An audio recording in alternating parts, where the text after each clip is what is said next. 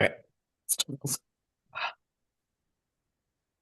Hello and welcome to the Last Wicket. I'm your host, Benny. Thank you for joining us. Folks, it's 2026, first episode of the year. I know we've kept you all waiting. I'm sure all of you were just waiting it with anticipation for our first episode.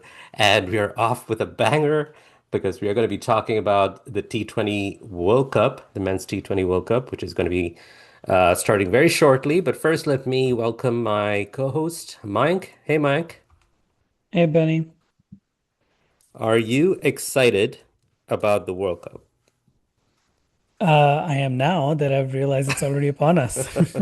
I know when you mentioned let's do an episode on the T20 World Cup and you said it's starting next week and I was like, next week? What happened? How did it? Because I'm in this funk where there's just a lot of cricket happening and almost all of it is T20s and it's not just internationals, it's also franchise tournaments happening all over the place, and players are one day playing for a team in one country, and next week suddenly they're wearing different colors, different team, different country, and it's just all a blur now. And so I kind of lost track of what's going on because sure, we've been talking about the T20 World Cup in general for a long time, but it's here. And Yes. so and like most international tournaments these days, it's also had its fair share of controversies. I'm thinking we'll start from there. Let's get that out of the way and then talk about the actual cricket. Obviously, the last few days, all the news has been surrounding India, Pakistan, and Bangladesh. It started with Bangladesh essentially saying we're not going to travel to India, and so ICC would not let them play in Sri Lanka. And so, they were replaced by Scotland and then Pakistan. Of course, they had to show solidarity with Bangladesh. And now they've decided to boycott their league game against India. What do you make of this whole thing? It seemed to come out of nowhere. And then in the last 3 weeks or so, it seemed to have snowballed and got to this current predicament. Yeah, it really has come out of nowhere.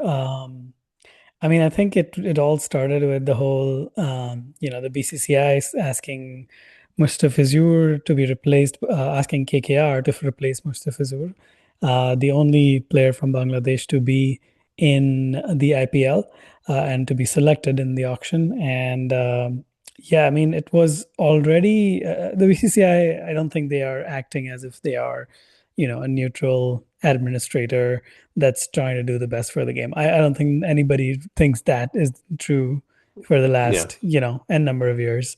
Um, and doesn't help that their own track record, and when I say their own, I mean BJP's, which essentially runs the BCCI, isn't very great when it comes to human rights. But obviously, that's a topic for another episode, another day.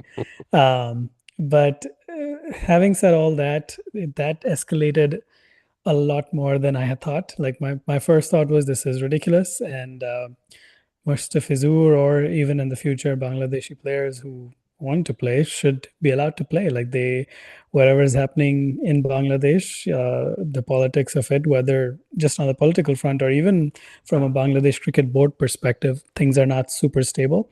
They've had a lot of controversies with the Bangladesh Premier League, owner speaking out, secretary going on random tangents and saying there's corruption, all of that. So there's obviously a lot going on in Bangladesh, and they're by no means, you know, they're no means a settled administration, and things are not smooth. But yes, to then for it to go down there like this, and then them asking for new venues, all of that was always going to be challenging for, a lot of people have compared it to the India situation when India played the Champions Trophy games in Dubai.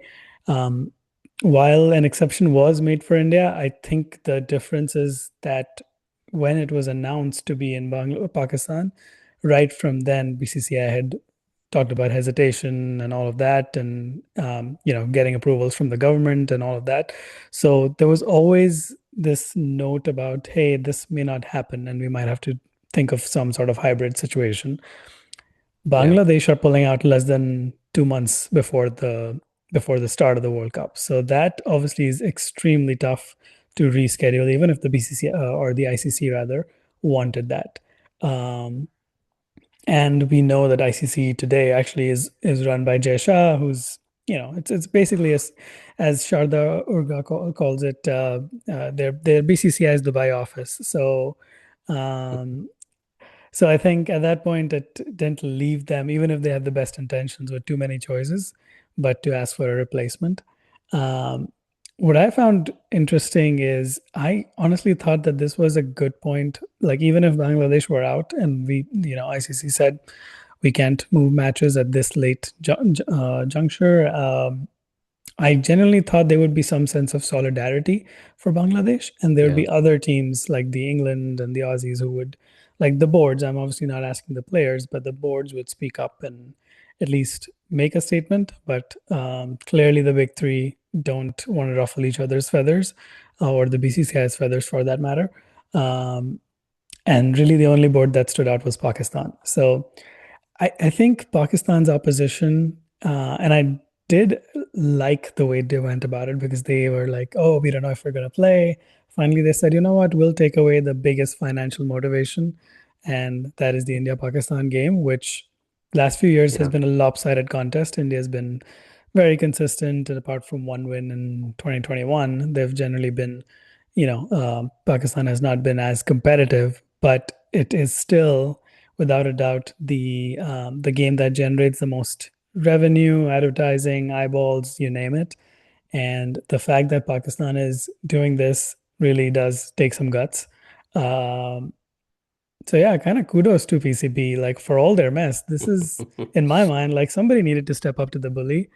Yeah. And the other aspect of it is there's been ICC warnings to PCB for skipping this game, but I think and of course it's a danger. They can, like, ICC funding, all of that really does matter.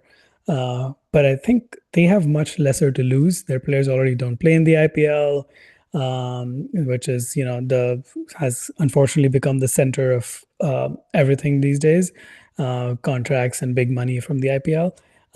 They're I think if other boards start to say, oh, now we'll not play in the PSL, that would be a big damage to Pakistan. But other than Yeah. that, they already don't have bilateral cricket with India. They are hosting other countries. So, yeah, I think they just had lesser of a potential impact, which is why they've gone with it. And yeah, would have been nice to see a couple of other boards stand up and say, at least make a statement about it. But obviously, everybody's been trying not to ruffle BCCI's feathers. I mean, I agree with almost everything you said, because the thing that really stood out for me was somebody showing this they've got spine.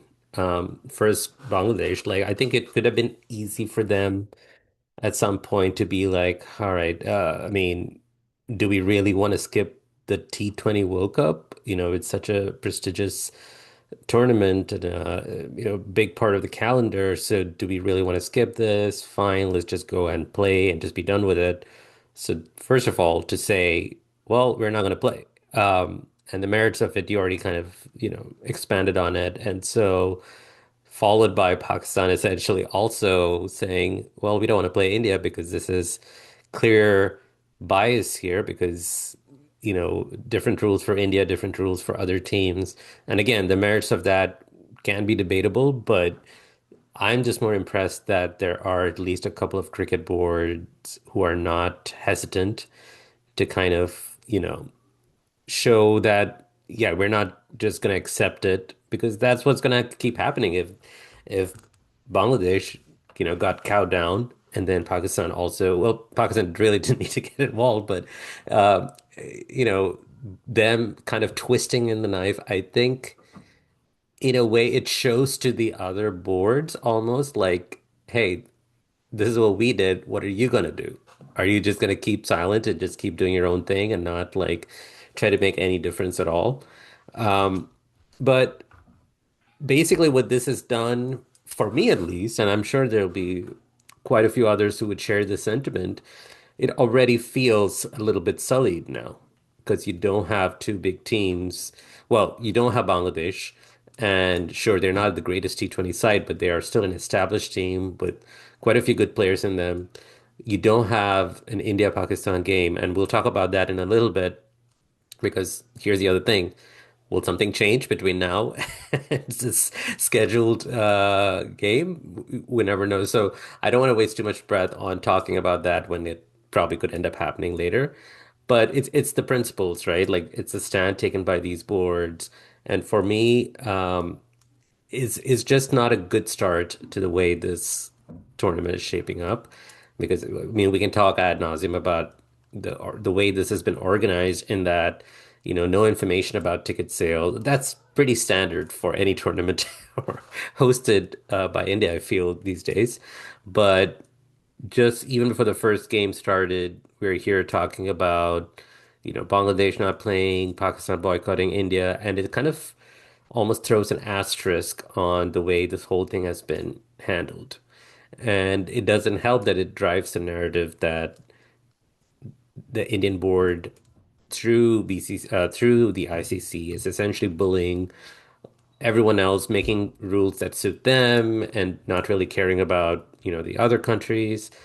And if you go online, the discourse, most Indian fans, at least the ones that are online, are like, yeah, this is great and fully supportive of all of this. And then you see fans from other countries just like disgusted and just trashing and just feeling like everything is just being skewed. So we'll talk about the cricket in a little bit, but if India go on to win the World Cup as expected, there will be the naysayers who will bring this up and say, well, this was all designed in such a way that India, regardless of their cricketing skills, people will bring this up. And I think that's just unfortunate and almost like all of these are very self-inflicted wounds. Um, so yeah, just a disappointing build up to this World Cup, but hey, what's a World Cup in India without, some controversy, right?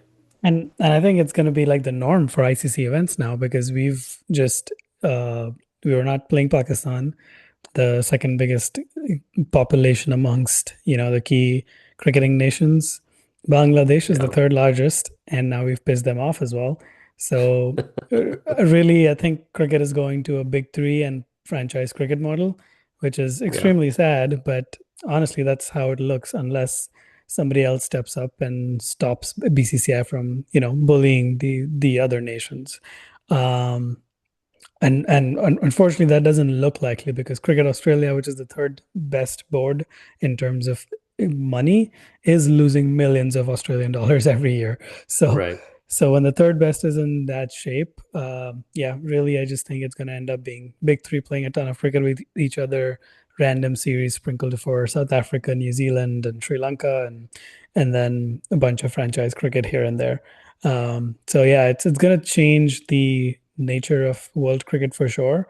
But yeah, I mean, I think it's anyways been a sham of the whole, oh, we don't want to play Pakistan because of XYZ reasons, because Asia Cup happened not too long ago, and it was scheduled specifically so that India Pakistan played in three consecutive Sundays, maximum viewership, maximum eyeballs, so they all know that this is the big ticket item which sells tournaments.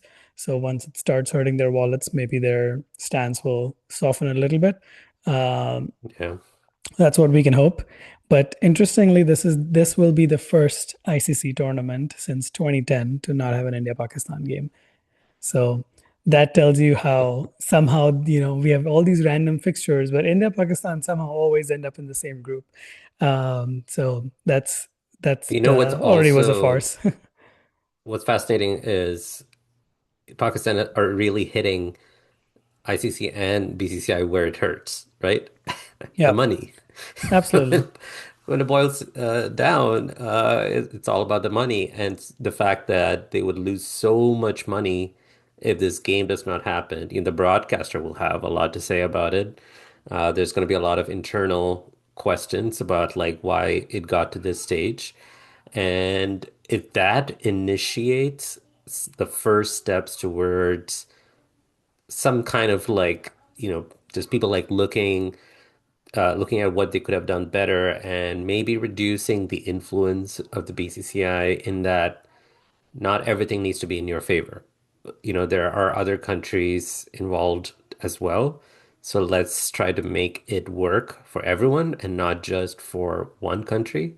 Because otherwise, like you said, I really think it's a distinct possibility in the near future, especially with a lot of these countries essentially making these franchise leagues or the franchise model work.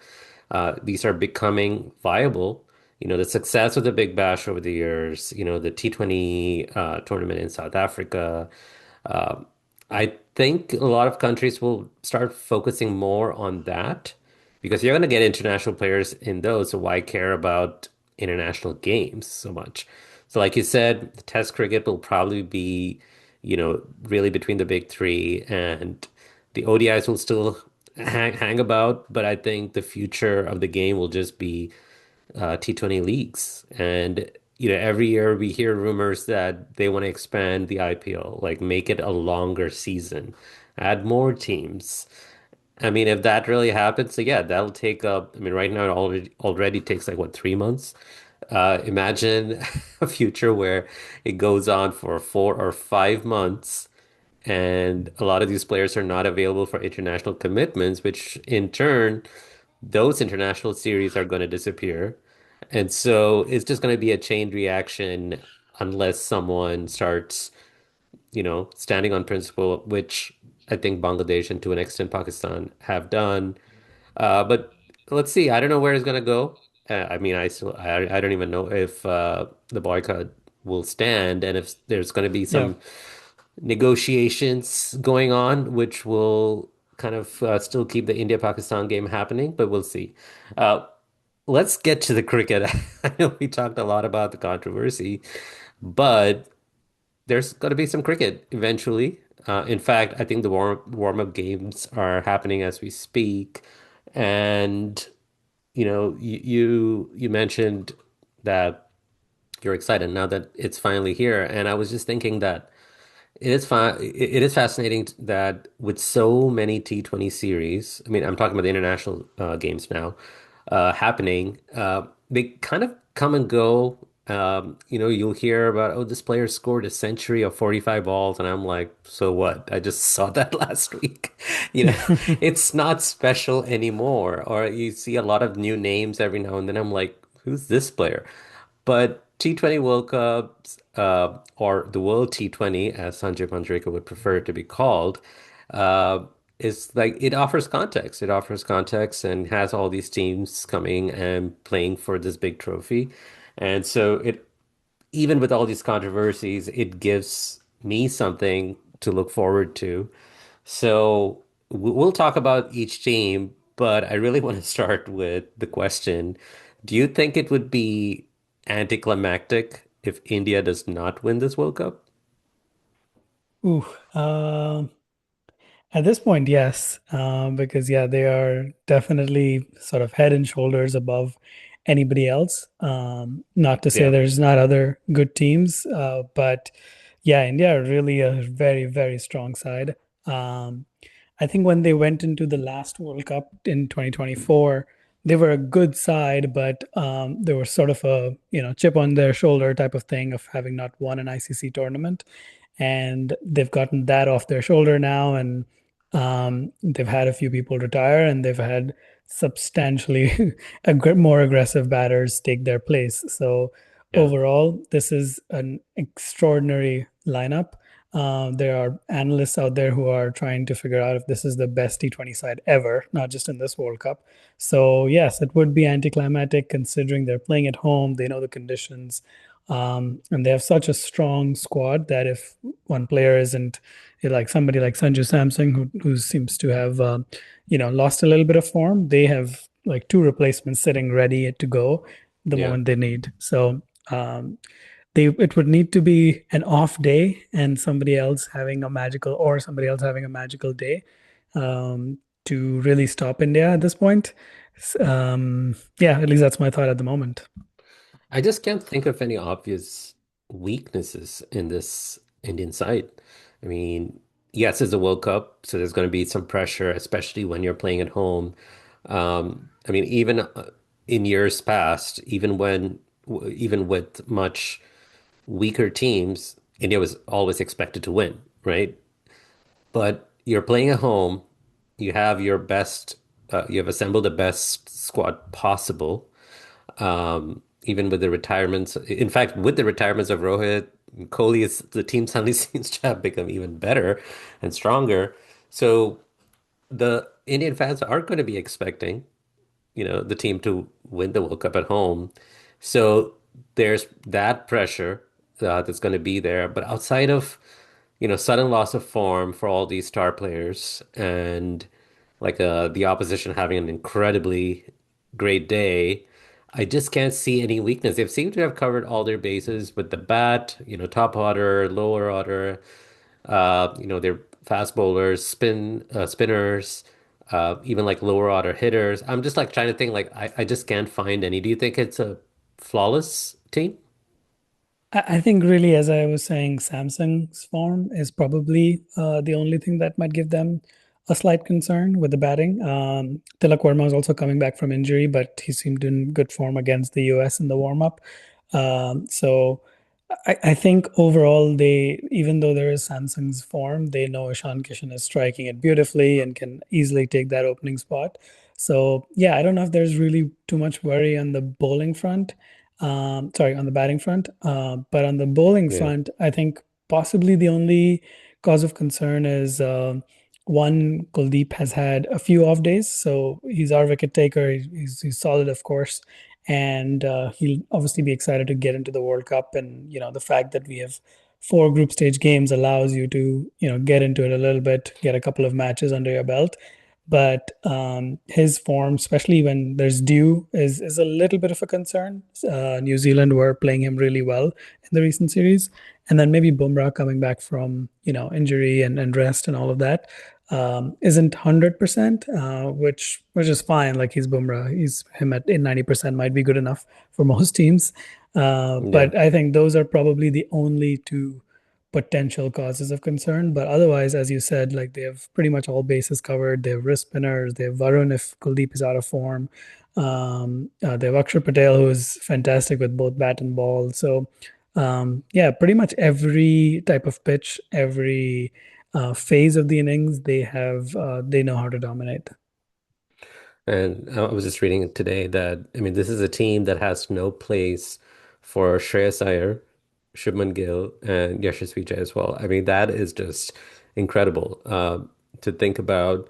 Um, and also a big tournament for Surya Kumar Yadav, because in all likelihood, his last World Cup, I would think, given his age and given how everybody's looking towards Gill to just come on in, get some form, and take over the captaincy. It seems like everyone is just like wanting that for him. So kind of a big, this could be legacy defining for Surya Kumar Yadav because, before the Abhishek Sharmas and the Ishan Kishans and, Rinkus, Dubes, Tilak Varmas, all of these, the OG trendsetter for India's T20s was Surya Kumar Yadav. So how important do you think it is for him? I mean, it's definitely important, but I will say he already has his legacy sealed with that catch in the last final. Yeah. But yeah, I'm sure he's looking forward to like winning it as captain. And he was also somebody who's having slight dip of form, but a couple of good innings against New Zealand in the recent T20 series. So I'm sure he's feeling good about that. And yeah, I mean, I think he's obviously a fantastic player. So he's going to make a big impact for sure. Um, Yeah. I think honestly, from a legacy perspective, we obviously love to talk about all this as fans, but I don't even know if they're thinking about all that at this point. You're right, he's on the older side, so he may not, at least lead another World Cup. Maybe he plays another T20 World Cup since it's every 2 years. But yeah, I think they're probably just taking one game at a time, and they have such a good squad that even when they're kind of out of it, they can always bounce back. So I think that's all they're Yeah. thinking at the moment. And as they get close, maybe as they get close to the final, that's when he starts thinking about some of these things. Also, in that same bracket, how important do you think this tournament is for Gautam Gambhir? Oh, that I think is way more important than Surya Kumar Yadav. Yeah, Gambhir has had an interesting campaign. Obviously, the Asia Cup win, Champions Trophy, those are those were mostly on the expected lines. India was is one of the best teams in ODIs, probably the best team, and in Asia in particular, they're substantially better than anybody else. So neither of that is surprising, but just the luck that they've had, as well as some regression in terms of their test quality. Um, that has set them back quite a bit. And Gambhir obviously is not the most gracious of characters, which doesn't help him. He gets bashed in the media and the fans left, right, center because of his almost arrogant statements. So, yeah, he would definitely like a win. I think considering how good they are, if they somehow not, don't make it to the semifinal, which I don't think it's happening, they're definitely getting to the semis. But if somehow they have a bad period, couple of bad games, and they crash out of the Super Eights, I think there's a real chance Gambhir might lose his job. Yeah. I mean, it is easy to really hate Gambhir. That's just a fact. He doesn't, like you said, he doesn't help his own case. I mean, the merits of his coaching, there's just so much there, and we've talked about it in previous episodes too, so I don't want to go into it, but yeah, it would be a he would be a massive magnet for everyone to turn their attention to if India doesn't go on to win this World Cup. But as much as we've made it sound like this is all about India, there are other teams with their own star players in the mix. Who do you think are some of the teams that could really challenge India in this tournament? I mean, I think Australia is always there and thereabouts. Definitely cannot rule them out. And if I start with Australia, they score quickly. They have a lot of boundary hitters. Their boundary percentage is actually higher than India's, although they lose more wickets. So overall, they're a very good batting team. Um, I think they're finishing the last 6 overs or so in batting. It has not been as strong in the last 18 months or so, but they have the likes of Tim David, Glenn Maxwell, people who are extraordinary hitters, but also very, very familiar with Indian conditions. So I think that they'll really rely on them to improve that record and make big totals. The one advantage that Australia does have is they are in a group where really Sri Lanka is the only other major team. So they do get, somewhat of an easier schedule to get into the World Cup and make it their own. They're playing a few games in Sri Lanka, which will be fine because they do have good spinners. They have Adam Zampa, of course, who's quite superb, but also they have a couple of other spinners that they've picked. Not sure if they'll all play, but they also have part timers. Hmm. Um, like Cooper Conley, Travis Head. So they have a few part timers to support Zampa as well if more spin is needed, which is likely going to be the case in Sri Lanka in particular. So overall, a good squad. There's probably a few things there with their batting finishing, and then I think the pace attack looks a little bit thin to me, and not thin in terms of names because obviously they have Josh Hazelwood and Pat Cummins, but they both are coming back from injury and haven't played a ton. So there's probably some rustiness there. It'll take them a little bit to get into the tournament. Um, so I think Well, those are Pat probably Cummins the. is ruled out, by the way, so they don't Oh, even have him. oh, So, I did not know that. yeah. um, Yeah, so yeah, there's definitely on the pace bowling front, there's probably some areas of concern for Australia, but I think just their batting and the fact that they have so many all-rounders, I don't know if Marcus Stoinis is even going to play, but right from Cameron Green, Marcus Stoinis, Glenn Maxwell, there's just a plethora of all-rounders who give them a lot Yeah. of flexibility. Mitch Marsh, the captain, of course. So all of that, makes them a very flexible lineup, which is obviously helpful when the World Cup is across two countries with kind of different pitches. Yeah, I think Australia, just because of their pedigree, you just can't rule them out of any world tournament, even if they've been in terrible form in the lead up to it. And, with their recent loss in Pakistan, some might just pause and wonder if they have it. And then, of course, you look at the team and you see that they were not full strength. So Australia for sure. The team that I'm excited about to follow apart from India is South Africa. Obviously, heartbreaking end to their World Cup last time, and they've got a chance at doing this or going one step further this time. Um, yes, India is in their way, but I think South Africa have got a pretty solid lineup themselves. Maybe not as big stars as the Indian team has, but some of their hitters. I'm really looking forward to outside. Apart from Abhishek Sharma, the other batter that I would kind of make time in my day to watch is Dewal Brevis. Um, and I'm not saying that because he also plays for CSK, but Oh, you we know, hadn't noticed. I just enjoy his batting style. Even if he scores like 15 or 20 runs, it's like the swagger with which he walks in and the no look sixes that anybody hits a no look six, I'm hooked. But he's got these crisp stroke making, and when he gets on a roll, he's just incredible to watch. So they have him, and I'm sure there will be a lot of attention on him as well. Yes, they're bowling. They've got the names to go with it, but uh, they've not really been consistent because even if you look at, even prior to the India series when they were in Australia, um, I think they won the first two games, but in third they got hammered. The Bulls just, got a thrashing.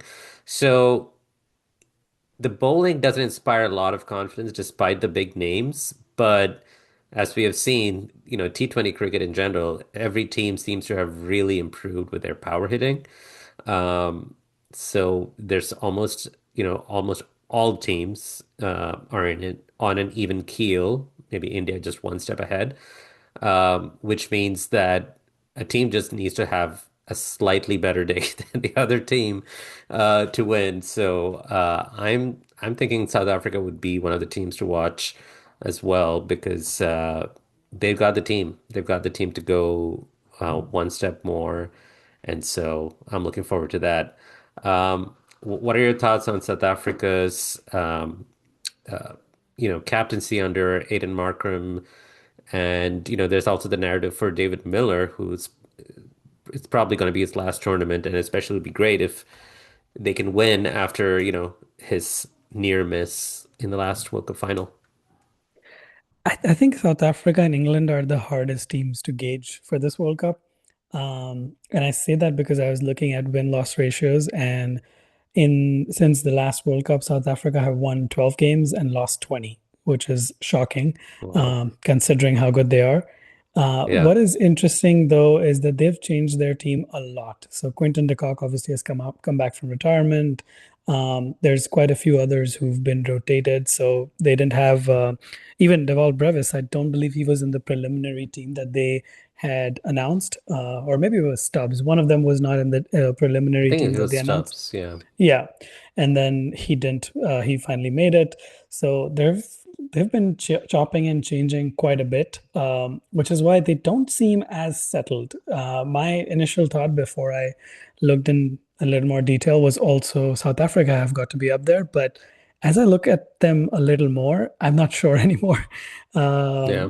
I think they were, yeah, I think they're not as solid. Like again, their batting, as you were saying, top six is pretty stacked. Deval Brevis is definitely one person I had called out in my recent note about a player to watch out for this World Cup. He's been averaging 38 and striking at 168 in T20s in the last 18 months. And even in the SA20 final recently scored a 55 ball century. So he's absolutely smacking it beautifully. I do think he's going to have a solid World Cup, but I just don't think they're as finished products because, well, one, David Miller, who you talked about, it appears that he's either injured or he's not playing as often. So his form and fitness seem to be a little bit of a concern. So I think that's one aspect of it. And I think the other aspect is, to your point, like they have all these really good batsmen. I don't know if everybody knows their roles. Like Ryan Rickleton, of Mm. course, is going to open. Quinton de Kock is likely going to open. But the others have kind of shuffled around. So I don't know if they're very clear on who plays where. I think Stubbs and Miller are probably bottom, but yeah, there's just some, some sense of constant change with the middle order. And so I do think that's something they'll need to figure out. Can they do it? Absolutely. They're a superbly talented team, but I just don't think Yeah. they're as settled as I thought. Um, I mean, they after they won the World Test Championship, been a lot of talk about how they've broken that curse, so to speak, of being able to go all the way. And then after their Test series win in India last year, there was more chatter about how this is an upward trajectory. But I think it's important to note that was in Test cricket and in limited overs. It's still yet to be seen, especially in crunch situations, in the World Cup. Um, I'm rooting for them outside of India. They'll be my second team, as they are in most tournaments. Let's talk about England and New Zealand. You know, um, any other year, I feel it would not be too bold of a statement to say they would be top favorites because, broadly speaking, both teams have got great hitters and they've got smart, uh, limited over bowlers. But you go a little deep, and they've got a lot of flaws. What stands out for you, for these two teams? Yeah, I mean, I'll start with England. So kind of similar to how I mentioned about just a team that's constantly changing for South Africa. That's honestly what I feel about England. Since that last World Cup, I think they are the only major team to not even play 30 T20Is. So they've played, I believe, including this ongoing series, 25 or 26. And during Yeah. this time, only six players have featured in 10 or more T20s, out of which one is Liam Livingston. He's not even on the flight to India. So, yeah, it feels like they are obviously, this is the complexity of just judging the T20 game these days because all these stars really do well in all these different franchise leagues. So, unless you're keeping up with each franchise league, you're like, oh, wait, they haven't actually played together. So, is this combination even going to Yeah. work for England? So, that's kind of one thing that stands out for me. And the other thing is England's bowling, fast bowling in particular. I think their spinners are solid. Adil Rashid is awesome, and Liam Dawson seems to be finding some form. But their pacers are kind of all over the place. Jofra just came back from injury, and he's trying to get some match practice under his belt. But they've even picked somebody like Josh Tongue, who's usually a red ball specialist. So Yeah. um, kind of just goes back to baseball and the whole vibes selection. That is what it their pace attack gives me. There's I don't know, it just doesn't feel as solid. So in most years, I would agree with you. England would be up there, and especially in the T20 format. But I think they're a little bit behind Australia and India, at least for me, going into this World Cup. What do you think about, you know, the leadership that England has right now? Because Harry Brook, his first major tournament as a captain, got a lot of bad press recently. And there's, of course, the most famous coach in international cricket these days, Baz McCullum. Obviously, a very disappointing tour down under recently, and under whom it seems like the limited overs performances have been kind of all over the place too. Not it hasn't been too great. Uh, how important do you think this is for those two? I mean, I think it's really important for both. It seems like Baz has gotten away with that Ashes store like that. I feel like the narrative has changed quite a bit because when they were 3-1 down and looking at a fourth defeat, it felt like, oh yeah, he's definitely gone. And Yeah. suddenly, slowly and surely, the narrative changed and drop key, and everybody seems to have kept their roles. Um, which surprised me a little bit, especially considering all the news about Harry Brook that came out after. Um, so yeah, I mean, I think from Harry Brook's perspective, very, very important tournament that they at least get to the semifinals, Yeah. considering their pedigree. Just because, yeah, he's obviously an incredibly talented player. All of that is not untrue, but clearly the discipline issue and on the New Zealand tour, the fact that it was hidden and all of that does not show good. And these things, like sometimes you just have to perform on field to quieten out all that noise. So I really Yeah. think he's hoping to do that. Let's go to New Zealand. You know, I was really surprised by their performance against India in the recently concluded T20 series. I mean, sure, India is like really having an amazing run, and the power hitters are all finding great form, and the bowlers they just know their roles, especially in Indian conditions. But what I was surprised was the New Zealand team are making a lot of mistakes that I've never seen them make. There were so many misfields, dropped catches. Players just seemed almost like they had given up at many points, which I can understand from other teams, but it seemed very un-New Zealand-like. Uh, do you think that's just an aberration, or do you think that's an accurate reflection of how that T20 team is shaping up? I think that might be just a couple of off days. Yeah, I generally think there's a lot to like in that New Zealand side.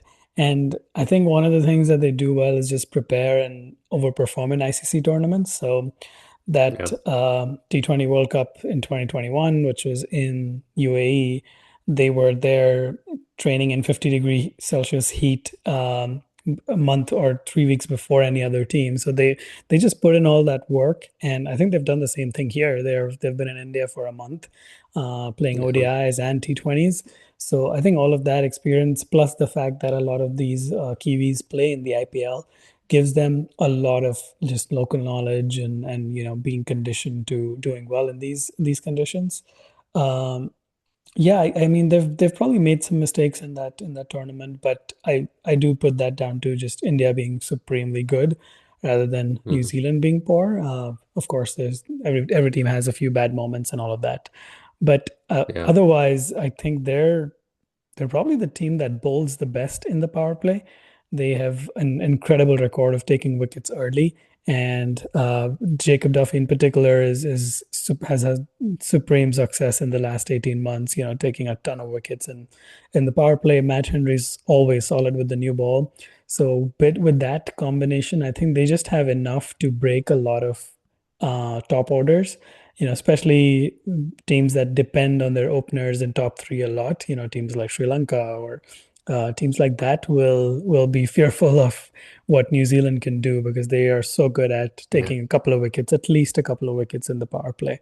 So I think that combined with the fact that obviously they have the hitters and Darren Mitchell and Tim Seifert and all these people who can score quickly, but they've also had a sort of a resurgence at their lower order batting because Michael Bracewell, who's so handy in Indian conditions, was ruled out of the 2023 World Cup, ODI World Cup, and he's here.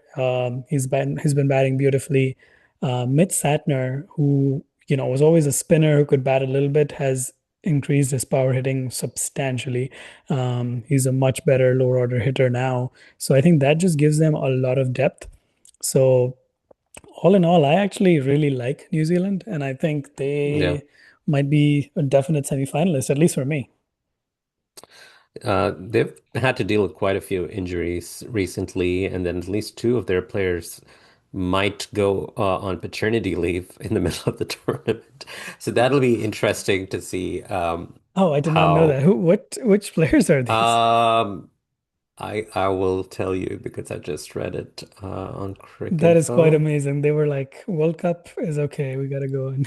I know. I was just thinking, if Sunil Gavaskar was Indian, he would be just like fuming Yeah, that they would even consider that. Um, let's see. but I do think the other aspect, while you look that up, the other aspect is I think the best um, group stage game or the most tight group stage game is going to be New Zealand, South Africa, because I Okay. think that group is probably the tightest. That group has those two teams and Afghanistan, who are by no means pushovers. So I think that is probably going to decide which qualifies as the first or second team in that group. And Yeah. yeah, it could really shape like not just the Super Eights, but who gets to the semifinal. Yeah. It says that there are two players, but it's not mentioning which two, unless I'm not seeing it. Um, I will find out. I will find out and tell you. But I know that there are two players. Okay, let's move on to the Asian teams here. Well, two specifically, Sri Lanka and Pakistan. Um, I haven't really followed much of Sri Lanka's T20 cricket recently, and Pakistan, they don't seem to have, at least to my knowledge, they don't seem to have like the big performers performing the way that they normally do. But they still seem to be getting the results. They defeated Australia recently, but prior to that, the Asia Cup, they made it to the final and almost beat India at the final. It was quite close. So, well, what do you think about these two teams? Yeah, I'll start with Sri Lanka. I think they are a good bowling side. There's no doubt about it, and the fact that they'll be playing at home will really help them. I think with their spinners, Hasaranga, of course, will be the main spinner, but there's Tiksena who's probably going to bowl a few in the power play as well potentially. So they have a good variety of spin. They have Pathirana, who's definitely a handful in terms of seam bowling and has got a great Yorker. So I think they have a good bowling attack overall. Um, I think where they struggle, it almost feels like the same thing with Afghanistan because they another team that has a solid bowling attack, but they just don't have enough power hitters. So they end up Yeah. playing the 160, 150, 170 type of T20s, which I think is going to work fine for Sri Lanka in Sri Lanka. But the moment they get to India, that's going to be a completely different story because I think the Indian grounds are, or just generally have been a lot more high scoring. And I think that is where they'll struggle a little more if they're expected to chase 200 or even set a target of 200. I just don't see this Sri Lankan side having that. Their Yeah. batting is so reliable on Kushal Pereira, and there's not a ton of others who can consistently score at a strike rate greater than 130, 140.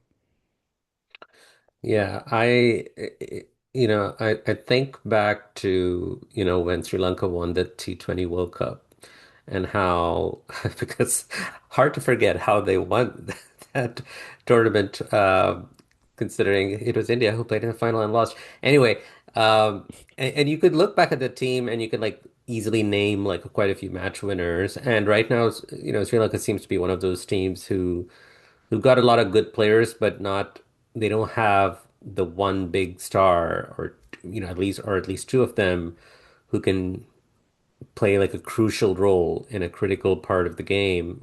So yeah, I would be shocked if they, win more than like a handful of games. But let's talk about Pakistan. Obviously, we talked a little bit about the fact that they're not, at least at this point in time, are gonna boycott the game against India. But outside of that, what do you make of the team that they've assembled? I mean, I think it's a pretty good team in terms of the conditions that they're going to play. Again, they're going to play majority or all of their matches, at least as much as possible, in Sri Lanka. And as I was saying, like spin is going to be handy there, and they've picked a lot of spinners. And the good news for them is Shadab Khan, the spinning all-rounder, as well as Abrar both have been in really good form. Both are bowling really well, so I think that plays really well into their going into this World Cup. But in terms of just changing their batting, which has always been known to be a little more conservative than other countries in T20s, they've changed that up as well. They don't have Babar and Mohammad Rizwan opening the batting and taking all the time in the world. So I think it's definitely a step in the right direction. Have they completely solved that problem? Probably not. But I do think Sam Ayub, who's the new left-handed opener, is the man for the future. I think he's still raw, but he definitely has the shots and he's aggressive, and so he's going to be good to watch for sure. Yeah. Since you talked about being impressed with no look sixes, his no look shot over fine leg is one that catches my imagination every time. And yeah, I look forward to seeing him. I think at the end of the day, in the group that they are in with India, assuming that India match doesn't go ahead and they lose the points there, Really, the only other major team that could push them is Netherlands. They also play USA, whom they lost to in the last World Cup, but I really don't think this team is gonna mess up Yeah. again and lose against the US, especially considering Aaron Jones, the former US captain, is now out of this World Cup with the match fixing allegations. So Yeah. yeah, considering all of that, I think Netherlands might try to push Pakistan, but apart from that, it's going to be a comfortable, group stage for them. Especially if they're not playing India, then they should win all the other games and qualify for the Super Eights. I can't even imagine the logistical circus it is going to be if Pakistan are going to make it to the final. Because are India going to be like, all right, let's have the final in Sri Lanka? Or are they going to force Pakistan to come and play in India? I think it's an incentive for organizers that if Pakistan don't really progress past to that stage, but that's a problem for another day, I guess. By the way, Lockie Ferguson and Matt Hendry are the two players who may take paternity leave during Wow. the tournament, and that's like two important pacers right there. Um, so yeah, it'll be interesting to see if they actually go through with it. All right, to round off, let's talk about the rest of the teams, including, the associate teams. Actually, we didn't uh, go in depth on West Indies or Afghanistan. So yeah, the rest of the teams, including West Indies and Afghanistan. I see that Italy is in the tournament for the first time. Really fascinated. Yeah, what do you make of the remaining teams? I mean, I think Afghanistan is probably definitely one to talk about. As I was saying about Sri Lanka, really solid bowling lineup, and Noor Ahmad in particular has been superb in terms of elevating his game from how good he was. He was already pretty solid, but he's just become a lot more consistent, and he's been taking a lot of wickets. And then of course there's Rashid Khan and Mujib, who are I think teams have gotten used to them because they play a lot of franchise cricket, BBL, IPL, all of that. But nonetheless, they're still solid. They're not usually leaking runs. So that, along with the pacers that Afghanistan have, another team that can, if they can manage to restrict teams to 160, 170, they probably have a chance with their openers, Zadran and Gurbaz. So I think it's a good unit. It's hard to rule out Afghanistan just because one, their bowling is solid and that it will stumble some teams. But the other reason is they're playing in India, conditions which are really well suited to them. So Yeah. they made the semifinals in 2024. So yeah, it's hard to see them making the semifinals, but it's not impossible. I do think there's a chance that they might make the semis. And of course, the group that they are in is definitely the toughest group to get out of because there's New Zealand and South Africa. But I think what they will try and fancy is the fact that they play New Zealand in Chennai, which is obviously a spin friendly surface. So that might be their best chance of making a run for the Super Eights. I think West Indies, I have more mixed thoughts. Yeah, they've just not been the most consistent team. So they played against I think their record against Bangladesh. I know Bangladesh is not in the World Cup anymore, but against Bangladesh in the last 18 months was 3-3. So they lost 3-1, 3-20, 1-3. Nepal has beaten them. Nepal is in the same group as West Indies. So yeah, I mean, do I expect Nepal to beat them at the world stage? Probably not. But having said that, yeah, they're definitely a team which has quite a few challenges. Like their bowling is not as solid as they would have liked. And to add to that, their middle order is really good, really explosive with Hetmeyer and Shepard and a number of others. Even Jason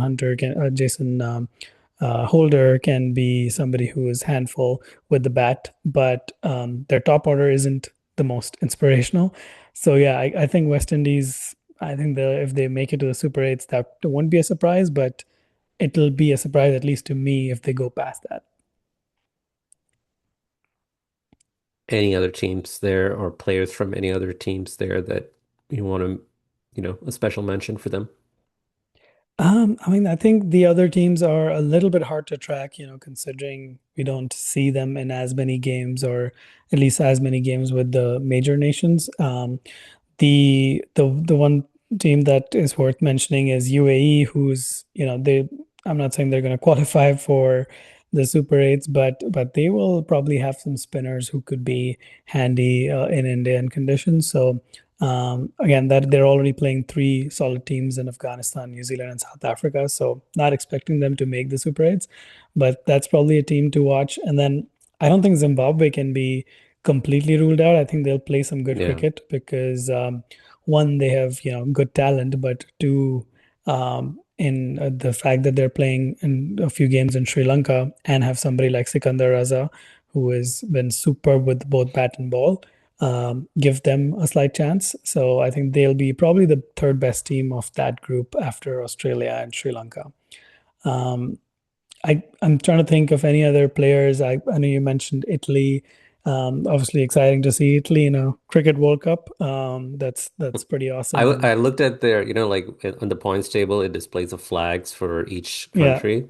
I looked at Italy and I was like, what is this doing in a cricket one? It's normal to see it in like a football points table. It feels really strange to yeah. see the Italian flag in a cricket points table. Yeah. And I think Joe Burns, the former Australian cricketer, was captain when they qualified, but I believe he's out now, so he's not Yeah. even in the squad anymore. So yeah, it'll be interesting. They do have a couple of other players coming from other countries. I think JJ Smuts from South Africa is now playing for Italy. So they do have some experience. I think same case with Namibia. But yeah, it's going to be a challenge for them to go up against the top teams. The team that among all of these, the team that I'm most curious to see how they're going to do is Nepal. Um, Not just because of the lead up to the tournament itself, because it seems like in terms of infrastructure, they're headed in the right direction. They're getting a lot of support, both financially and they got the fan base. I mean, we know that. Um, but their players too. I was like looking at the ages, and they're a fairly young team, and a lot of them will be playing together for many, many years, unlike most of the other associate teams. And also, they're in a group that has England and West Indies. I mean, they've got a very good chance of defeating one or both of those teams. So, I'm actually, I think that group is going to be very, very fascinating to watch. I agree that there's a lot happening there with, like on their day, Scotland and Nepal both can challenge West Indies. So, yeah, Yeah. that should be a fun group to watch. All right, let's do some predictions before we have our closing thoughts on the World Cup. Actually, let's do it this way. I've got the points, the groups in front of me. And so there are four groups, five teams each, and two teams from each group will go through to the Super 8. So let's do predictions that way rather than just throw like three or four names, right? Group A, India, Namibia, Netherlands, Pakistan, USA. Who are your top two? Pretty easy. India, Pakistan. Yeah, I agree. I just don't think Namibia, Netherlands, or USA are going to make a break for it because none of those teams are going to challenge India. And Pakistan, they're not, like you said earlier, I think they're an improvement from their previous World Cup campaign, the team that was there. So I think this is going to be a very, very straightforward group. I agree. India and Pakistan.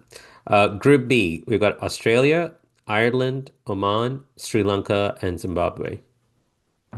I do like Ireland and Zimbabwe, but yeah, I just don't Mm. think playing Sri Lanka at home, they'll be able to beat them. I think Australia is, anyways, head and shoulders above the rest in that group. So yeah, I think that's an easy one as well. Yeah, I was trying to think, is there a way, one of these other teams could exploit a bad day for Australia and Sri Lanka? And my take is that I don't think anyone can, even if Australia is, having a bad day, I just can't see them overpowering them to win it. Maybe one of the other teams in the other groups, like one of the lesser fancy teams in the other groups, but not these three. And Sri Actually, Lanka, maybe. I was going Go to say, ahead. I was going to make a contrary point just for the sake of it, which is Okay. that Sri Lanka has had a lot of rain. At least their ongoing series, there's been rain That's true. interruptions. So Yeah. maybe that's what we get. Maybe Australia and Sri Lanka have one of these teams rained out, so share points, and then Or that even like a team does rain something. affected game, a shortened Yeah, game, yeah, maybe and that. okay. Let's watch out. But at this point, I agree, Australia and Sri Lanka from this group. Group C has England, Italy, Nepal, Scotland, and West Indies. Again, I think this is going to be a fascinating group. What are your picks? I'm gonna go Nepal and England. England, of course, number one, but I'm gonna go Nepal over West Indies. Okay. I was just thinking England doesn't do well with other European teams in World Cups. So Italy, forget Scotland. Italy has a good chance against England, based on that logic. And So Scotland. you're, yes. So you're thinking Nepal over West Indies. Actually, who's to say that it won't be Nepal and West Indies? You know? Oh, Um, that would be awesome from a World Cup perspective, but wow, yeah, I just don't see that happening. at that point, McCullum should just like quit. Like, come on. Yep. You can't get any worse. I think England for sure. I'm gonna go with West Indies. Um, Nepal is good, but I just can't see I think it's just hard for me to see West Indies not making it out of this group. If it was a team that is slightly stronger than Nepal, then I would say yes, likely that they make the cut, but it will be interesting. I'm looking forward to this group, the games of this group, but I'm gonna go with England and West Indies for now. Group D, Afghanistan, Canada, New Zealand, South Africa, and UAE. Ooh, this one, I don't know one or two, but yeah, it's as I said, it's really that one or two gets decided by that New Zealand South Africa game. I Yeah. think Afghanistan is going to push both these nations, particularly maybe New Zealand. But yeah, I think they're still a very good spin side that plays spin well. So I think they're both going to be fine. You're going with South Africa and New Zealand? Correct. Okay. Yeah, same. I would love if Afghanistan can make it out of that group because, they just have the team for the conditions. But I think the T20 game of New Zealand and South Africa, even with all of their flaws, are pretty solid in that I think they can overcome Afghanistan. Um, I think Canada and UAE will be decent, but I just don't see them making a dent, unless it's against each other. So I'm gonna go with New Zealand and South Africa as well. All right, so those are, I think we're in agreement with all except Nepal versus West Indies. You went with Nepal, I went with West Yep. Indies. All right, so by that logic, if you go by the predetermined seeding for the Super 8 stage, um, group, again, it's only one team that we're not in agreement. So group, I guess it's called the X group. Um, It's called Group One, I think. Group one. Okay. So group one will have India, Australia, West Indies or Nepal, and South Africa. Well, So, South Africa or New Zealand. oh, did you say? No, hold on. New Zealand is in the other group. So the other group will have England, New Zealand, Pakistan, and Sri Lanka. Oh, New Zealand is also pre-decided as being Yeah, number one. Ah, they're also okay. pre-seeded. They're seeded two. Oh, that's right. I see it now. Yeah. So group one out of India, Australia, West Indies, and South Africa. I think this is pretty Hmm. straightforward too. Um, I think in that Group One, it's likely it could come down to South Africa, Australia. I think Australia is yes, really I good, agree. but South Africa does have it in them to, throw a battle and throw an upset in. So Yeah. I think the semifinalists from that group are, I'm going to say India and Australia, but I do think there's an outside chance it's South Africa. I'll go one step further and say the India and South Africa. I think, we talked a little bit about it. Australia's bowling stocks are not as great as they were. They've got fine, decent. bowling lineup. I think Adam Zampa is going to be like one of the key players for them. Uh, but maybe part of it is just me rooting for South Africa. But I'm also thinking that, man to man, I think Australia can falter. This might just Yeah. be the time they falter, and South Africa, maybe they've learned a lot from handling pressure during the World Test Championship final, even though most of those players are probably not in this team. But just that mindset change maybe will help them this time. Um, so the third team, obviously, so you don't think Nepal is gonna make it to the semifinal? It's not happening. Um, yeah, West Indies, it'll be great to see them in there, but yeah, even if they did make it to the Super 8, they're not going to the semi. So it's India and Australia for you, India and South Africa for me. All right, the next group is England, New Zealand, Pakistan, and Sri Lanka. England and New Zealand. I mean, I think that's a tough group, honestly. Like on their day, Yeah. like Pakistan can definitely upset both. Um, and Sri Lanka, especially because they'll have some home games, will be handy. But yeah, I'm gonna say England and New Zealand. I'm going to say New Zealand and Pakistan. That would be Um, more fun. I agree. I just see because Pakistan playing in Sri Lanka, utilizing the spin-friendly conditions to their advantage, especially against England, who I can just see them tripping over themselves and, collapsing at the worst possible time. Not like there's any good time for a collapse, but I can see them kind of crumbling at one stage. And New Zealand just being New Zealand, they're going to be clinical and somehow make it to the semis. So yeah, New Zealand and Pakistan for me. So let's make sure we record this because last time we did our predictions and then I completely forgot what my predictions were at least.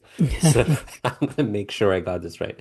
So you got India and Australia in group one, and then you got England and New Zealand, and I got India, South Africa, New Zealand, and Pakistan. So we do diverge with two teams, Yeah.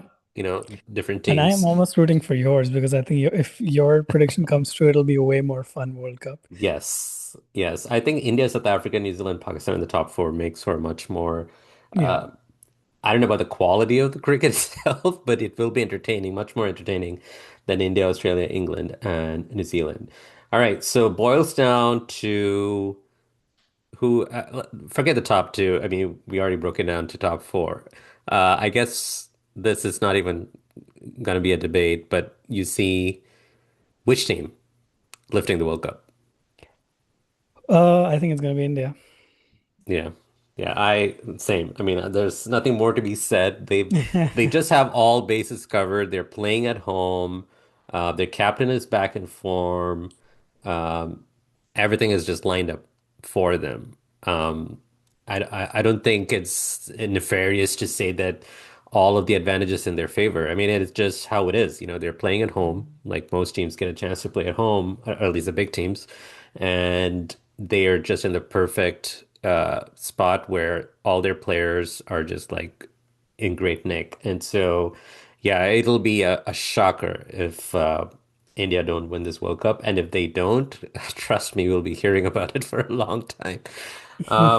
All right. So closing thoughts, players to watch out for, or players that you're looking forward to, or any interesting narratives that you think could happen or you wish to see would happen. Um, I don't know if I have a narrative in mind, but I think the player I'm looking forward to watching a little bit is Max O'Dowd. I think that's how he's pronounced, the Dutch opener. He Okay. has a pretty fun YouTube channel, which is worth checking out. I think they've been in Okay. India for 2, 3 weeks, and he's been just, I don't know if he has a GoPro or something, but he's been just recording things on his YouTube channel and how they practice, how they've been preparing.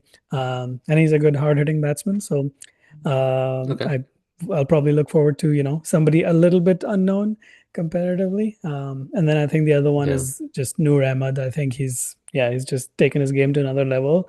And if he and the team managed to pull something, maybe we don't even get New Zealand and South Africa.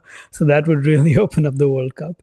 Um, Yeah. so yeah, I think those are the two things I'll probably hope for the most.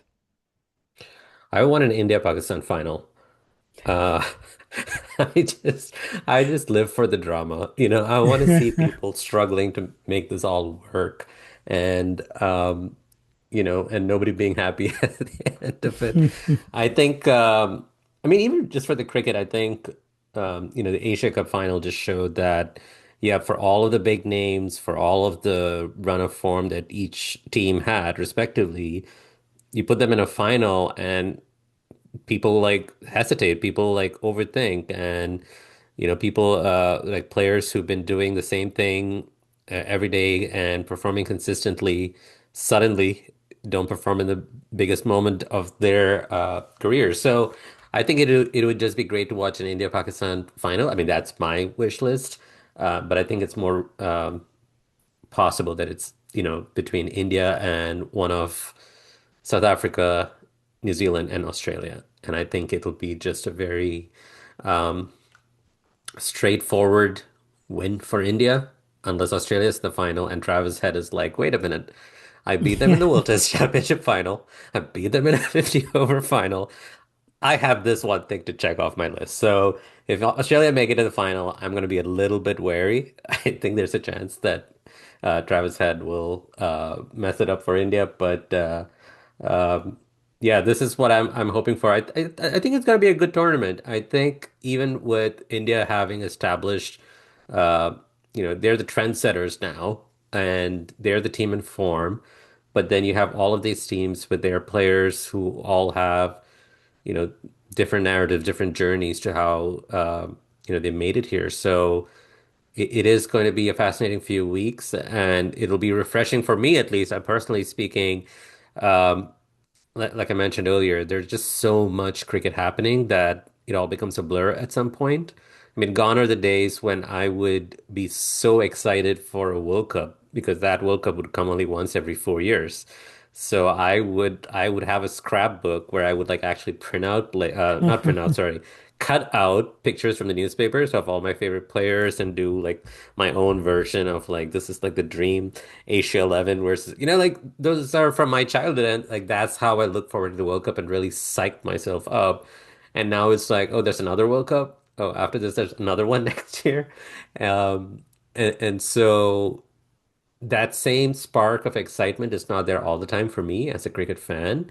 So when something like this comes along, even though it's not quite the same as it was for me um, when I was much younger, it's still a World Cup or a world um, championship where all the teams come out and try their best to win that trophy.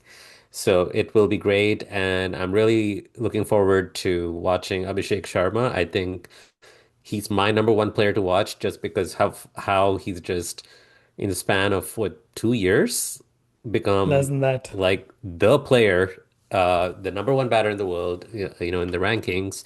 But also, even without it, he's just so exciting to watch because he just goes there with the intent. A lot of people talk about intent in batting in T20s, but he like lives it. And so I'm really fascinated. I'm really excited to see how he goes about it. So it should be a good tournament. Any other thoughts before we wrap it up? I just remembered that the 2021 T20 World Cup, which happened in Dubai after all the COVID and all of that, on slow spinning tracks, everybody was expecting an Asian team to do well, and the final was Australia and New Zealand. So we never know. Wow, after all of that. I Um, no, not happening. I mean, yes, but think it's going to be one of them, not both of them. That's what I'll say. right, right, right. Yeah, that's definitely very much possible. I'm just like thinking about, leaving aside, Pakistan, Sri Lanka, and all those teams, like India, the Indian team of that era, right? Even though it's only like what 4 years ago. They just did not have the mindset that they do have now. I mean, Absolutely not. even Yeah. the team that won, the last World Cup, I mean, it was almost like a last minute mindset change where they're like, okay, we're gonna go and bat aggressively. I'm like, what were you doing all these years? That's the whole point, right? And since then, the team has only gone into overdrive because now there are no breaks in this team. Everyone just comes in and just starts hitting straight away. And that mindset is also like now shifted to the bowling, where it's not just about it's a lot more strategic, I feel. Something like, I mean, we haven't talked about this at all, but like, Jasprit Bumrah in any other team would probably be bowling the first two overs every game, right? To close out the game. But this team has the luxury of playing around where he can be brought in after the power play or the latter half of the innings. A team that has Kuldeep and Chakravarti, and then you also have Bishnoi, who doesn't get a run, an extended run. So this team is so well rounded, and then it's just no comparison to those teams that that did not win in 2021. Yeah, so I just don't see that happening. I think it's really India's World Cup to lose. That's it. That's the bottom line. So it will be it will be interesting how they get there, but I do expect them to get there. But on that note, thanks, Mike. Thanks for hopping on the call and talking some cricket. It's been a while. And hopefully we'll get to do more. And maybe during the World Cup or even right after, we can do kind of a debrief and then see how we did in our predictions. But to our listeners, thank you for listening. Please stay tuned for future episodes. We'll try to do more of those, especially as it relates to the World Cup and what comes out of it. But thanks for listening, and we'll catch you next time. All right, that was a lot longer than I thought it would be. I was gonna say when